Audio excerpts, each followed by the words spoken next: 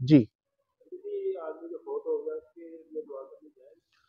بدعتی شخص جو فوت ہو جائے وہ مسلمان ہے، اس کے لیے دعائے مغفرت کرنا جائز ہے۔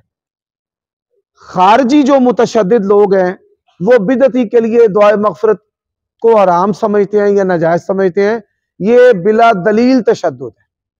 جی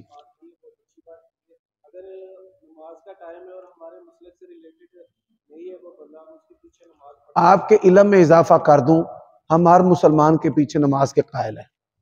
بر صغیر پاک و ہند کے جو علماء اہل حدیث ہے، آپ کو ان کے منہج کا پتہ نہیں ہے۔ اگر پتہ ہو تو آپ جو ہے نا وہ اللہ تعالیٰ کی توفیق سے ایک خوشی اور افتخار محسوس کریں۔ ہم کسی مسلمان کو کافر کہنے کے قائل نہیں، خواہ وہ سنی ہو یا شیعہ۔ ہم حاکم وقت کے خلاف خروج کرنے کے قائل نہیں، خواہ وہ حاکم ظالم فاسق فاجر کیوں نہ ہو۔ انہی مسئلوں پر اسی طرح ہم توحید حاکمیت اور طاغوت کہہ کر اسمبلیوں اور عدالتوں پر برسنے کے قائل نہیں ہیں۔ یہ فرقوں کا کام ہے۔ حنفی کہتا ہے کہ غیر حنفی کے پیچھے نہیں ہے، دیوبندی کہتا ہے غیر دیوبندی کے پیچھے نہیں ہے، بریلوی کہتا ہے کہ غیر بریلوی کے پیچھے نہیں ہے۔ مسلمان ہونا شرط ہے اور اس کے اندر امامت کی شرائط پائی جائیں۔ مسلمان ہو اور اس کے اندر کون سی شرائط پائی جائیں؟ بھائی زانی شرابی تو امام نے نہ بنانا تو سا، مسلمان ہو اور اس کے اندر شرائط امامت پائی جائیں۔ ترکوں کے دور میں وہاں پر صوفیوں کی حکومت تھی، بریلویوں کے ساتھ ان کے عقائد ملتے تھے، 6 صدیوں تک ان کی حکومت رہی ہے۔ کیا خیال ہے؟ جو صحابہ کرام ہیں وہ خوارج کے پیچھے نمازیں نہیں پڑھتے تھے، یہ بات ذہن میں رکھیں، یہ ہمارا منہج ہے۔ اور اسی وجہ سے بڑی مجھے جو متشدد اہل حدیث ہیں ان کی وجہ سے یعنی انہوں نے مجھے بڑی تکلیف پہنچائی ہے، لیکن یہ ہمارا اہل حدیث کا، محدثین کا، ہمارے اکابرین کا یہ منہج ہے، یہ بات ذہن میں رکھیں۔ یار سبحان اللہ، ایک تو مشرک ہے ہندو، ٹھیک ہے، ہنومان کی پوجا کرنے والا، اور ایک بریلوی ہے، دونوں برابر ہیں؟ آپ انصاف سے بتائیں۔ یہی چیز ہے۔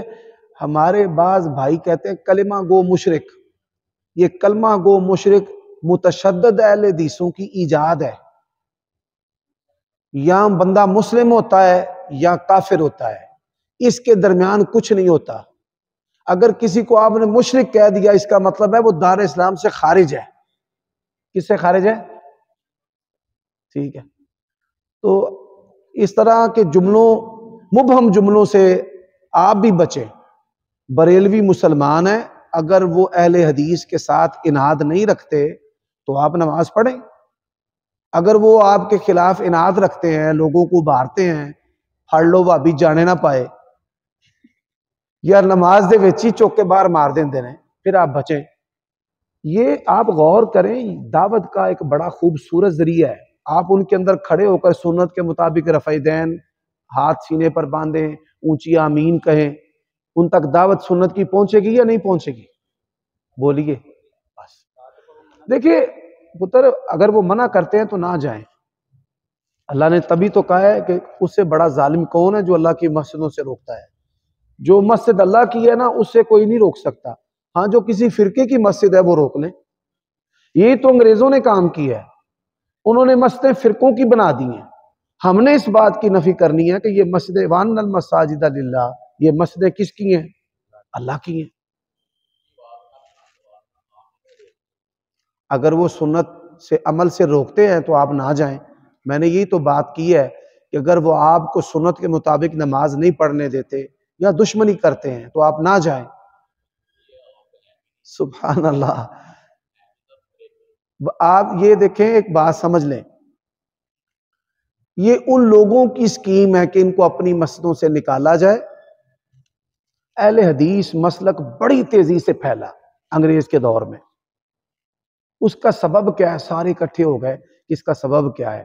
انہوں نے کہا اس کا سبب یہ ہے، یہ ہماری مسجدوں میں رفع دین کرتے ہیں، ہاتھ سینے پر باندھتے ہیں، اونچی آمین کہتے ہیں، سارے بندوں کو ان سنتوں کا پتہ چل جاتا ہے، لہذا ان کو اپنی مسجدوں سے روکو اور نکالو۔